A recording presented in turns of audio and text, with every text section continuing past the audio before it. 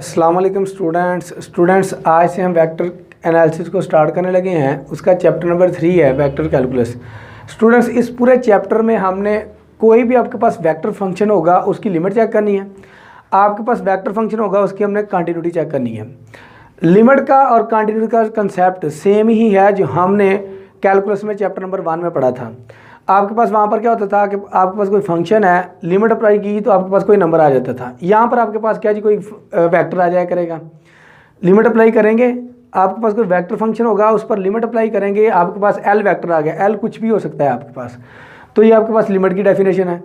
Continuity के लिए हम क्या चेक करते थे, 3 हमारे पास कंडीशन होती थी। आपके पास जो एफ ऑफ टी है, जो आपके पास फंक्शन होता था एफ ऑफ एक्स, वो डिफाइंड होना चाहिए, मतलब अनडिफाइंड नहीं होना चाहिए, कोई ना कोई उसका आंसर आना चाहिए। पहली उसकी ये प्रॉपर्टी होती थी।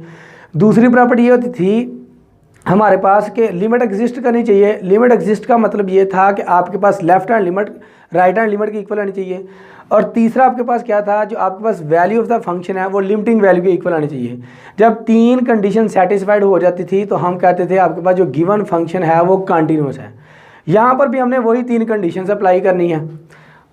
तो आपके पास क्या है जी, limit T approaches to T not, L vector आपका आंसर आ गया जी, यानी कि लेफ्ट हैंड लिमिट और राइट हैंड लिमिट क्या आ गई आपके पास, एल आ गया जी। और वैल्यू ऑफ द फंक्शन भी आपके पास क्या आ गया जी, एल वेक्टर आ गया। अगर ये दोनों सेम आ जाए तो हम कहेंगे ये आपके पास क्या जी, कंटिन्यूअस है जी। तो हम एक्सरसाइज 3.1 स्टार्ट करते हैं।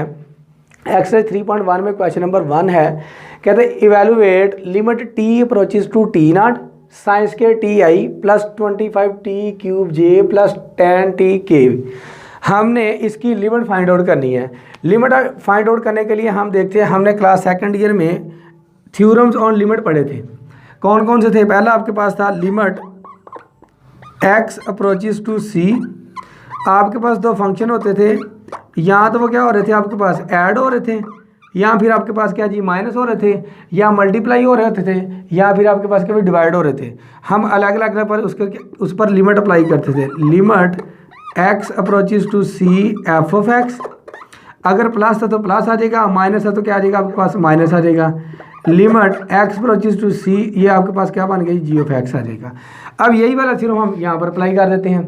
सॉल्यूशन है इसका, limit T approaches to T naught, ये बन जाएगा आपके पास sine square T I plus limit T approaches to T naught 25 T cube j, और limit T approaches to T naught 10 T k आ जाएगा।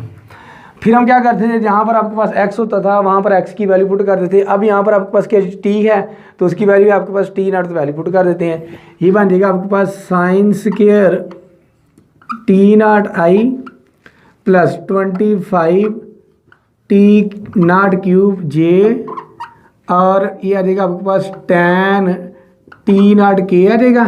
तो यही हमारा क्या था, इस क्वेश्चन का आंसर था। क्वेश्चन नंबर 2 है। क्वेश्चन नंबर 2 में कहता है जी limit T approaches to pi second t I plus cos t j plus cot t k. तो अलग अलग बार हम लिमिट अप्लाई कर देते हैं। सॉल्यूशन है इसका, ये बन जाएगा आपके पास limit T approaches to pi और सीकंड टी आ गया plus limit T approaches to pi cos t j, और limit T approaches to pi, ये बन जाएगा आपके पास कोट टी के आ जाएगा।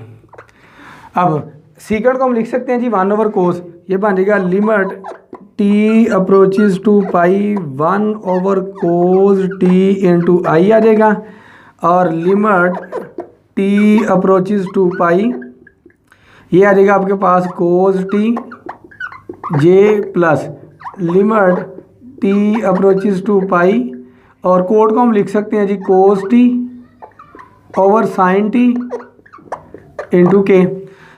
जब मैं टी की जगह वैल्यू पुट करता हूँ ये बन जाता है आपके पास कोस पाई। कोस पाई पर क्या होता है -1, ये आ गया आपके पास -i, और यहाँ पर वैल्यू पुट करते हैं कोस पाई पर, अगेन आपके पास -1 आ जाएगा, ये बन गया माइनस का जे, यहाँ पर आ जाइए बन गया कोस पाई पर -1 और साइन पाई पर कितना चाहिए 0, 1/0 आपके पास क्या जी अनडिफाइंड है, plus limit T approaches to pi, इसको लिख लें जी कोट टी इंटू के।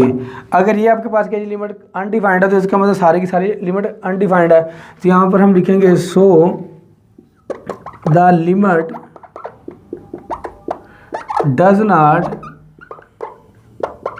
एग्जिस्ट, और यही इसका क्या था हमारे पास आंसर था।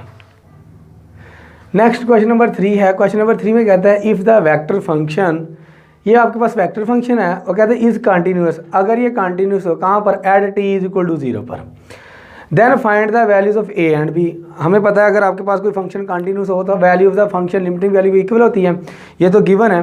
सोल्यूशन है हमारे पास